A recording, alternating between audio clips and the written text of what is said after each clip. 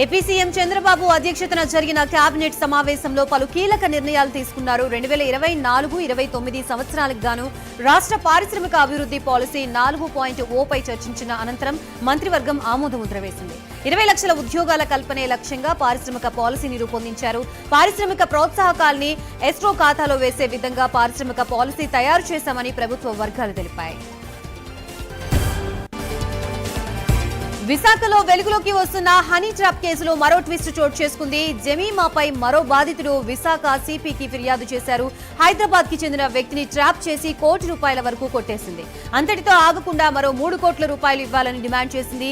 దీంతో బాధితుడు హైదరాబాద్ కి పారిపోయాడు. తాజాగా జమీమాపై కేసులు నమోదవడంతో బాధితుడు పోలీసుల్ని ఆశ్రయించారు. ఎయిర్పోర్టు పిఎస్ లో జమీమాపై పలు సెక్షన్ల కింద కేసు నమోదయ్యాయి. ఏపీ మాజీ ప్రభుత్వ సలహాదారు సజ్జల రామకృష్ణారెడ్డికి మంగళగిరి పోలీసులు నోటీసులు ఇచ్చారు. టీడీపీ కార్యాలయంపై దాడి కేసులో విచారణకి రావాలని నోటీసుల్లో తెలిపారు. రేపు విచారణకి రావాలని మంగళగిరి రూరల్ పోలీసులు నోటీసులు అందజేశారు. ఏపీలో పోలీస్ శాఖలో ఖాళీగా ఉన్న పోస్టుల భర్తీపై పూర్తి వివరాలతో అఫిడవిట్ దాఖలు చేయాలని హైకోర్టు ఆదేశించింది. పోలీస్ శాఖలో ఖాళీని భర్తీ చేయాలని దాఖలైన పిటిషన్పై ఏపీ హైకోర్టులో విచారణ జరిగింది. 2023 డిసెంబర్ 31 నాటికి 19,999 పోస్టులు ఖాళీగా ఉన్నాయని పిటిషనర్ కోర్టుకు తెలిపారు. ఇన్ని పోస్టులు ఖాళీగా ఉండటంతో ప్రజలకి శాంతి భద్రతల విషయంలో మెరుగైన సేవలు అందించలేకపోతున్నారని పిటిషనర్ వివరించారు. రిటైర్డ్ ఐపీఎస్ అధికారి ఏబీ వెంకటేశ్వరరావుకి భారీ ఊరట లభించింది. నిఘా పరికరాల కొనుగోలు కేసులో ఆయనకి విముక్తి కల్పిస్తూ ఏపీ ప్రభుత్వం నిర్ణయం తీసుకుంది. నిఘా పరికరాల కొనుగోలు కేసుతో పాటు మరో 2 కేసుల్ని ప్రభుత్వం మూసివేసింది. మరో కేసు ఫైల్ ని సీఎం చంద్రబాబు పరిశీలిస్తున్నారు. గత ప్రభుత్వం పరికరాల కేసులో అనేక ఇబ్బందులు గురి చేసిందని ఆరోపణలున్నాయి. కాకినాడ జిల్లా గొల్లప్రోలు డంపింగ్ యార్డ్ సమస్యపై డిప్యూటీ సీఎం పవన్ కళ్యాణ్ కార్యాచరణ చర్యలు చేపట్టారు. పవన్ కళ్యాణ్ ఆదేశాలతో 0.25 ఎకరాల్లో డంపింగ్ యార్డ్ ని జిల్లా యంత్రాంగం నిర్మిస్తోంది. దీనివల్ల చాలా కాలం నుంచి మూతపడిన ప్రభుత్వ వైద్యశాలకి వెళ్లే మార్గం తెరుచుకోనుంది. తెలంగాణ సీఎం రేవంత్ రెడ్డి మరోసారి ఢిల్లీకి వెళ్లనున్నారు. రేపు జరిగే ఏఐసీసీ సమావేశానికి ఆయన హాజరు కానున్నారు. సీఎం రేవంత్ రెడ్డితో పాటు టీపీసీసీ చీఫ్ మహేష్ కుమార్ గౌడ్, మంత్రి దామోదర్ రాజనరసింహ, వంశీచందర్ రెడ్డి వెళ్లనున్నారు. ఏఐసీసీ సమావేశం తర్వాత కాంగ్రెస్ పెద్దలతో సమావేశం కానున్నారు. ఈ భేటీలో కేబినెట్ విస్తరణపై అధిష్టానంతో చర్చించనున్నారు. ఏపీసీ రేవంత్ రెడ్డి నిందితుడిగా ఉన్న 2015 నాటి ఓటుకి నోటు కేసు విచారణ వాయిదా పడింది. నాంపల్లి కోర్టులో జడ్జి అందుబాటులో లేకపోవడంతో విచారణని వాయిదా వేశారు. నవంబర్ 14న ఈ కేసు విచారణ జరగనుంది. గాంధీభవన్ లో హైదరాబాద్ జిల్లా కాంగ్రెస్ సమీక్ష సమావేశం ప్రారంభమైంది. టీపీసీసీ అధ్యక్షులు మహేష్ కుమార్ గౌడ్ అధ్యక్షతన సమావేశం జరుగుతోంది. రాబోయే గ్రేటర్ హైదరాబాద్ ఎన్నికల్లో కాంగ్రెస్ పార్టీ అనుసరించాల్సిన అంశాలపై చర్చించారు. రాష్ట్రంలో సంక్షేమం, అభివృద్ధి, పార్టీ పటిష్టత తదితర అంశాలపై చర్చించారు. మంత్రి కొండా సురేఖ వరంగల్ ప్రజాప్రతినిధుల పంచాయతీ ఢిల్లీకి చేరింది. వరంగల్ కాంగ్రెస్ ఎమ్మెల్యేలు రేపు ఢిల్లీకి వెళ్లనున్నారు. కేసీ వేణుగోపాల్తో కాంగ్రెస్ ఎమ్మెల్యేలు భేటీ కానున్నారు. రేపు కేసీ వేణుగోపాల్ అపాయింట్మెంట్ కోరిన వరంగల్ ఎమ్మెల్యేలు కొండా సురేఖపై ఫిర్యాదు చేయనున్నారు. జీహెచ్ఎంసీ పరిధిలోని బీఆర్ఎస్ ఎమ్మెల్యేలు, ఎమ్మెల్సీలతో ఆ party working president KTR Telangana భవన్లో సమావేశమయ్యారు. హైదరాబాద్ లో హైడ్రా, మూసీ సుందరీకరణపై ప్రజాప్రతినిధులతో కేటీఆర్ చర్చించారు. మూసీ ప్రాజెక్టు సుందరీకరణకి 1,50,000 కోట్లు ఖర్చు చేస్తామని ప్రభుత్వం చెబుతూ ఉండగా ప్రజాధనాన్ని దుర్వినియోగం చేస్తున్నారంటూ బీఆర్ఎస్ ఆరోపిస్తోంది. కాంగ్రెస్ ప్రభుత్వంపై బీఆర్ఎస్ వర్కింగ్ ప్రెసిడెంట్ మరోసారి మండిపడ్డారు. మూసీ సుందరీకరణ పైన రేవంత్ సర్కార్ కి కనీస అవగాహన లేదని ఎద్దేవా చేశారు. ప్రభుత్వ అనాలోచిత నిర్ణయాల వల్ల ప్రజలు ఇబ్బందులు పడుతున్నారన్నారు. మూసీ పేరుతో లూటీ చేస్తున్నారని ఆగ్రహం వ్యక్తం చేశారు. బిల్డర్లు, పెద్ద వ్యాపారుల్ని బెదిరించేందుకే హైడ్రాని తీసుకువచ్చారని, కనీస నోటీసులు ఇవ్వకుండా కూలగొడుతున్నారన్నారు. హైదరాబాద్ లోని నాలాల విస్తరణకి నిధులివ్వాలని కేంద్రాన్ని కోరామని మల్కాజ్గిరి ఎంపీ ఈటెల రాజేందర్ అన్నారు. రాష్ట్ర అభివృద్ధికి అన్ని విధాలుగా సహకరించడానికి కేంద్రం సిద్ధంగా ఉందని తెలిపారు. రాష్ట్రంలో ఎక్కువ మందికి డబుల్ బెడ్రూమ్లు ఇవ్వాలని మంత్రులకి విజ్ఞప్తి చేశామన్నారు. చెరువుల్ని విస్తరించి సుందరీకరణ పనులు చేపట్టాలని కేంద్రాన్ని కోరామన్నారు.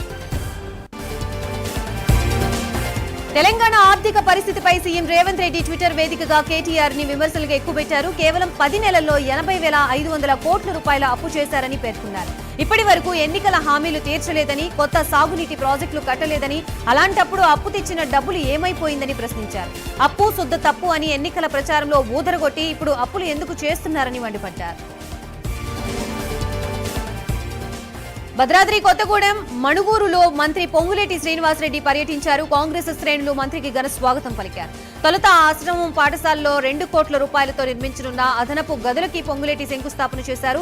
అనంతరం పీవీ కాలనీ సింగరేణి కమ్యూనిటీ హాల్లో జిల్లా నియోజకవర్గం స్థాయి అధికారులతో సమీక్షా సమావేశం నిర్వహించారు. పినపాక నియోజకవర్గంలోని అభివృద్ధి కార్యక్రమాలపై అధికారులని వివరాలు అడిగి తెలుసుకున్నారు. హిందూ దేవాలయాలపై జరుగుతున్న దాడుల్ని జనసేన తెలంగాణ ఇన్ఛార్జ్ శంకర్ గౌడ్ ఖండించారు. ఎలక్షన్స్ వచ్చినప్పుడు పెద్ద పెద్ద ఫ్లెక్సీలు వేసుకుంటారు, ఇలాంటి అన్యాయాలు జరిగినప్పుడు మాత్రం ఎవరూ రారని ఆరోపించారు. ఈ ఘటనపై హిందువులంతా ఏకమవ్వాలని పిలుపునిచ్చారు. ఈ విషయంలో లోతుగా దర్యాప్తు చేయాలని డిమాండ్ చేశారు. అన్నమయ్య జిల్లా పీలేరు ఏనుగుల దాడిలో మృతి చెందిన రాజారెడ్డి కుటుంబ సభ్యుల్ని ఎమ్మెల్యే నల్లారికి కిషోర్ కుమార్ రెడ్డి పరామర్శించారు. అనంతరం 10 లక్షల రూపాయల చెక్కుని అందజేశారు. ఏనుగుల్ని క్రాకర్స్ ద్వారా దారి మళ్లించేందుకు ప్రయత్నిస్తున్నామని తెలిపారు. నల్గొండ జిల్లా చండూరు చౌరస్తాలో పాల్వాయి గోవర్ధన్ రెడ్డి కుమారుడు శ్రవణ్ రెడ్డి ధర్నాకు దిగారు. తమ కూతుర్ని పాల్వాయి శ్రవంతి కిడ్నాప్ చేశారని ఆరోపిస్తూ ఆందోళనకు దిగారు. తమ పాపని తమకు అప్పగించాలని డిమాండ్ చేశారు. పోలీసులు చైల్డ్ వెల్ఫేర్ సంరక్షణలో పాప ఉందని చెప్పినప్పటికీ పాపని ఎవరో కిడ్నాప్ చేశారు, తేల్చాలంటూ డిమాండ్ చేశారు. కూటమి ప్రభుత్వంపై మాజీ డిప్యూటీ సీఎం రాజన్న దొర ఆగ్రహం వ్యక్తం చేశారు. పేద ప్రజల్ని కూటమి ప్రభుత్వం తప్పుడు హామీలతో మోసం చేస్తుందన్నారు. ప్రభుత్వం ఏర్పాటై 4 నెలలైనా ఏ ఒక్క హామీ అమలు చేయలేదని, పల్లె పండగ పెద్ద పండగ అని ఎద్దేవా చేశారు. వర్క్ ఆర్డర్లు ఇవ్వకుండా శంకుస్థాపనలు ఏంటని ప్రశ్నించారు. సూపర్ 6 అట్టర్ ఫ్లాప్ అయిందన్నారు. విజయనగరం జిల్లా శ్రీ శ్రీ పైడితల్లి అమ్మవారి సిరిమానోత్సవం అంగరంగ వైభవంగా జరిగింది. ఈ సిరిమాను జాతర రాష్ట్ర పండుగగా ఏడాది అత్యంత ప్రతిష్టాత్మకంగా నిర్వహిస్తున్నామని ఆలయ అధికారులు తెలిపారు. అన్ని శాఖల సమన్వయంతో పండుగను నిర్వహించామన్నారు. తూర్పుగోదావరి జిల్లా చక్రద్వార బంధంలో దేవి అమ్మవారి జాతర అంగరంగ వైభవంగా నిర్వహించారు. జాతర సందర్భంగా జబర్దస్త్ ఆర్టిస్టులు సందడి చేశారు. ఆర్టిస్టుల్ని చూడడానికి పెద్ద ఎత్తున జనాలు తరలివచ్చారు. జాతర మహోత్సవానికి రావడం తనకి చాలా సంతోషంగా ఉందని జబర్దస్త్ ఆర్టిస్ట్ పవన్ రాథోడ్ అలియాస్ పావని అన్నారు. ప్రతి సంవత్సరం తమని ఆహ్వానిస్తున్న ఉత్సవ కమిటీ సభ్యులకి కృతజ్ఞతలు తెలిపారు. దసరా పండుగ సీజన్ తెలంగాణ ఆర్టీసీకి బాగా కలిసొచ్చింది. పెద్ద ఎత్తున ప్రయాణికుల్ని చేరవేసి ఆదాయాన్ని సంపాదించుకుంది. వరంగల్ రీజియన్లో ఆర్టీసీ అధిక ఆదాయాన్ని సంపాదించింది. అక్టోబర్ 1 నుంచి 14 వరకు 28,99,000 ఆదాయాన్ని ఆర్టీసీ ఆర్జించింది. 14 రోజుల్లో ఇంత రికార్డు స్థాయిలో ఆదాయం రావడం ఇదే మొదటిసారని అధికారులు చెబుతున్నారు. వరంగల్ జిల్లాలో దసరాకి రికార్డు స్థాయిలో మద్యం అమ్ముడుపోయింది. గతేడాది 94 కోట్లు ఆదాయం రాగా ఈసారి అంతకు మించి వచ్చింది. జిల్లాలో 294 వైన్స్, 134 బార్లు ఉండగా దసరా పండుగకి 1,29,740 మద్యం కార్ట్లని అమ్మకాలు జరిగాయి. ఇక 2,53,666 బీర్ల కార్టన్లు సేల్ అయ్యాయి.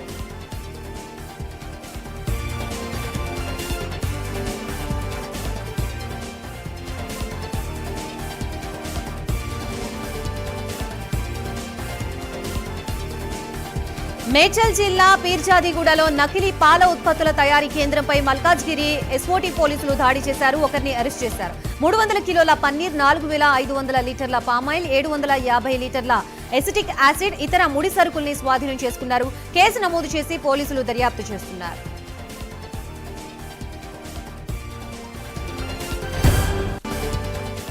విజయనగరం జిల్లా గుర్లలో డయేరియా ప్రబలింది. వాంతులు, విరోచనాలతో 2 రోజుల వ్యవధిలో 5గురు మృతి చెందారు. నిన్న ఒక్కరోజే 4 మృతి చెందారు. 27 మంది అస్వస్థతకు గురై ఆసుపత్రిలో చికిత్స పొందుతున్నారు. గుర్లా గ్రామాన్ని ఎమ్మెల్యే కళా వెంకట్రావు సందర్శించారు. కలుషిత నీరు తాగడం వల్లే డయేరియా ప్రబలినట్లు అధికారులు అంచనా వేశారు. గ్రామంలో పారిశుధ్య చర్యలు చేపట్టారు.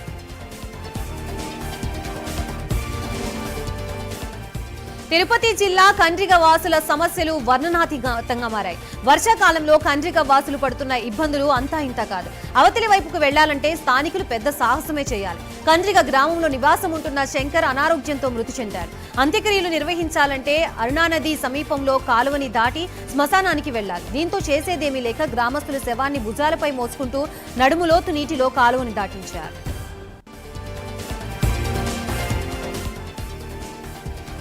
ఎన్టీఆర్ జిల్లా నందిగామ నియోజకవర్గంలో జుజ్జూరు, అల్లూరు గ్రామాల్లో పల్లె పండుగ కార్యక్రమాన్ని నిర్వహించారు. పలువురు అధికారులతో కలిసి ఎమ్మెల్యే తంగిరాల సౌమ్య పలు అభివృద్ధి పనులకు శంకుస్థాపన చేశారు. రాష్ట్ర ప్రభుత్వం ప్రతిష్టాత్మకంగా చేపట్టిన పల్లె పండుగ కార్యక్రమం ద్వారా గ్రామీణ ప్రాంతాల్లో ప్రగతి పరుగులు తీస్తుందని ఆమె తెలిపారు. నియోజకవర్గంలో సుమారు 20 కోట్ల అభివృద్ధి పనులు చేపడుతున్నట్లు తెలిపారు. జీడిమెట్ల పిఎస్ పరిధిలో గరానా మోసం వెలుగు చూసింది. చింతల్లో చిట్టీల పేరుతో సీతారామయ్య అనే వ్యక్తి మోసానికి పాల్పడ్డాడు.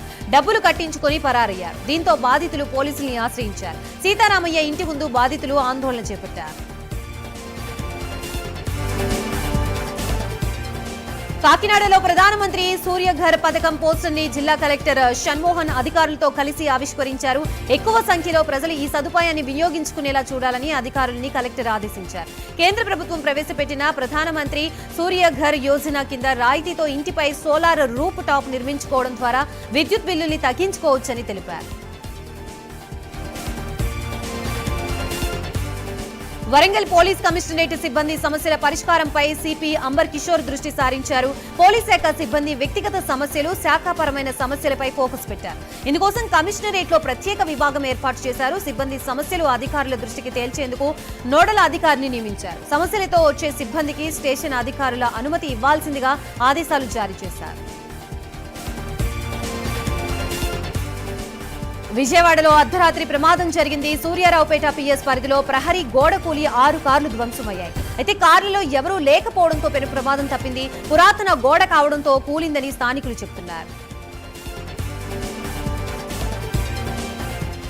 జనగామలో ఫ్లెక్సీ వార్, బీఆర్ఎస్ కాంగ్రెస్ వర్గాల మధ్య ఉద్రిక్తత రాజేస్తోంది. బతుకమ్మ, దసరా పండుగల సందర్భంగా బీఆర్ఎస్ నాయకులు ఏర్పాటు చేసిన ఫ్లెక్సీల్ని గుర్తు తెలియని వ్యక్తులు చించేయడంతో టెన్షన్ నెలకొంది. బీఆర్ఎస్ పార్టీ ఫ్లెక్సీల్ని మాత్రమే చింపేయడంతో కాంగ్రెస్ సానుభూతి పరులే ఆ పని చేశారని గులాబీ పార్టీ నాయకులు ఆగ్రహం వ్యక్తం చేస్తున్నారు. శ్రీ సత్యసాయి జిల్లా ధర్మవరంలోని పెట్రోల్ బంక్ ఎదురుగా ఉన్న బ్రాందీ షాపు ధ్వంసమైంది. వైసీపీ నేత బాలిరెడ్డికి చెందిన మద్యం షాప్ ని కొందరు తాళాలు పగలగొట్టి బీర్ బాటిల్ని పగలగొట్టారు. దాదాపు 10 లక్షల నష్టం వాటిల్లిందని బాధితులు తెలిపారు. ఈ ఘటనపై పోలీసులు కేసు నమోదు చేసి దర్యాప్తు చేస్తున్నారు. రంగారెడ్డి జిల్లా కొత్తగూడలో దారుణం జరిగింది. వృద్ధ దంపతుల్ని గుర్తు తెలియని వ్యక్తులు హత్య చేశారు. మృతుల్ని నాగర్ కర్నూలు జిల్లా ముస్టిపల్లికి చెందిన ఉషయ్య, శాంతమ్మగా పోలీసులు గుర్తించారు. సంఘటనా స్థలాన్ని ఏసీపీ లక్ష్మీకాంత్ రెడ్డి పరిశీలించారు. ఘటనపై పోలీసులు కేసు నమోదు చేసి దర్యాప్తు చేస్తున్నారు. శ్రీకాకుళం జిల్లా ఆముదాల వలస మండలం జగ్గేపేట వద్ద రోడ్డు ప్రమాదం జరిగింది. పాలకొండ నుంచి శ్రీకాకుళం వెళుతూ ఉండగా ఫుట్పాత్ నుంచి విద్యార్థి జారిపడింది. వెంటనే క్షతగాత్రుడిని ఆ స్థానిక ఆసుపత్రికి తరలించారు. తమకి స్పెషల్ బస్సులు లేకపోవడంతోనే ఇలా ఫుట్పాత్ మీద ప్రయాణం చేయవలసిన పరిస్థితి ఏర్పడిందని విద్యార్థులు వాపోయారు. ఇప్పటికైనా ప్రత్యేక బస్సు సౌకర్యం కల్పించాలంటూ డిమాండ్ చేశారు. తిరుపతి, చిత్తూరు, నెల్లూరు జిల్లాలకి వాతావరణ శాఖ రెడ్ అలర్ట్ ప్రకటించింది. దీంతో తిరుపతి, చిత్తూరు జిల్లాల్లో విద్యా సంస్థలకు సెలవులు ప్రకటించారు. ఒక్క రోజులోనే 20 సెంటీమీటర్ల వర్షం పడొచ్చని అధికారులు అంచనా వేస్తున్నారు. అదేవిధంగా ఎక్కువ ఇబ్బందులు తలెత్తిన వెంటనే పరిష్కరించడానికి ప్రత్యేక బృందాల్ని సిద్ధం చేశారు. నైరుతి బంగాళాఖాతంలో వాయుగుండం ప్రభావంతో తిరుపతిలో ఎడతెరిపి లేకుండా వర్షాలు కురుస్తున్నాయి. తిరుమలకు వెళ్లే 2వ ఘాట్ రోడ్లో కొండ చర్యలు విరిగి పడుతున్నాయి. దీంతో ఘాట్ రోడ్లో జేసీబీలతో కొండ చర్యల్ని టీటీడీ సిబ్బంది తొలగించింది. అదేవిధంగా ఘాట్ రోడ్లో వర్షాలు కురుస్తూ ఉండటంతో జాగ్రత్తగా ఉండాలని విజిలెన్స్ అధికారులు వాహనదారులకు సూచించారు.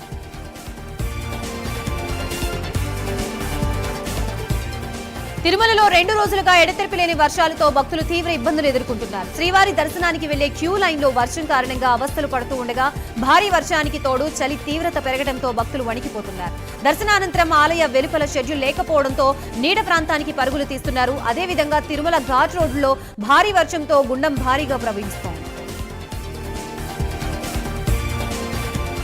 నైరుతి బంగాళాఖాతంలో వాయుగుండం ఏర్పడటంతో వాతావరణ శాఖ నెల్లూరు జిల్లాకి రెడ్ అలర్ట్ ప్రకటించింది. దీంతో జిల్లా యంత్రాంగం ఇప్పటికే అప్రమత్తం కాగా విపత్తుని సమర్థంగా ఎదుర్కొనేందుకు ప్రత్యేక ఏర్పాట్లు చేసింది. జిల్లాలో విద్యా సంస్థలకి 3వ రోజు సెలవులు ప్రకటించిన కలెక్టర్ మత్స్యకారుల వేటకు వెళ్లొద్దని ఆదేశాలు జారీ చేసింది. భారీ వర్షాలకి నెల్లూరు నగరంలో పలు ప్రాంతాలు జలమయం కాగా శివారు ప్రాంతాల్లో ఇళ్లలోకి వర్షపు నీరు చేరుతోంది. కడప జిల్లా వ్యాప్తంగా ఎడతెరిపి లేకుండా వర్షం కురుస్తోంది. నగరంలోని రోడ్లన్నీ జలమయమయ్యాయి. ఇక కొత్త బస్టాండ్ వై జంక్షన్ వద్ద రోడ్డుపై మోకాళ్ల లోతు నీరు నిలిచింది. దీంతో వాహనదారులకి తీవ్ర ఇబ్బందులు పడుతున్నారు. వర్షం కారణంగా జిల్లాలో అన్ని పాఠశాలలు, కళాశాలలకి జిల్లా కలెక్టర్ శివశంకర్ సెలవు ప్రకటించారు. ప్రకాశం జిల్లా వ్యాప్తంగా ఎడతెరిపి లేకుండా వర్షాలు కురుస్తున్నాయి. దీంతో వాగులు, వంకలు పొంగి పొర్లుతున్నాయి. భారీ వర్షాల కారణంగా నాగులుపులపాడు మండలం చదలవాడలో చెరువు కట్ట తెగిపోయింది. అలాగే కొత్తకోట గ్రామం వద్ద వాగు పొంగి పొర్లుతోంది. పలు చోట్ల వాగులు పొర్లటంతో అధికారులు చర్యలు చేపట్టారు. ఎటువంటి విపత్తులు జరగకుండా అప్రమత్తమయ్యారు. తిరుపతి జిల్లా పుత్తూరు మండలం గూడూరు చెరువుకి జలకళ సంతరించుకుంది. నిన్న రాత్రి కురిసిన వర్షానికి గూడూరు చెరువు నిండింది. ఇక చెరువు 2 తూములు మూసివేసి ఉన్నందువల్ల ఎక్కువ నీళ్లు వస్తే ఏం చేయాలో అనే ప్రశ్నలతో ప్రజలు ఆందోళన చెందుతున్నారు. జమ్మూ కాశ్మీర్ ముఖ్యమంత్రిగా నేషనల్ కాన్ఫరెన్స్ పార్టీ ఉపాధ్యక్షుడు ఒమర్ అబ్దుల్లా ప్రమాణ స్వీకారం చేశారు. శ్రీనగర్లోని షేర్-ఈ కశ్మీర్ ఇంటర్నేషనల్ కన్వెన్షన్ సెంటర్లో బాధ్యతలు స్వీకరించారు. జమ్మూ కాశ్మీర్ లెఫ్టినెంట్ గవర్నర్ మనోజ్ సిన్హా కొత్త సీఎంతో ప్రమాణ స్వీకారం చేయించారు. ఆర్టికల్ 370 రద్దు తర్వాత జరిగిన తొలి ఎన్నికల్లో కాంగ్రెస్ నేషనల్ కాన్ఫరెన్స్ కూటమి ఘన విజయం సాధించింది. ఇక కాంగ్రెస్ నేతలు సైతం ఎన్సీకే జై కొట్టడంతో ఎన్సీ నుంచి ఒమర్ అబ్దుల్లా కొత్త సీఎంగా పగ్గాలు చేపట్టారు.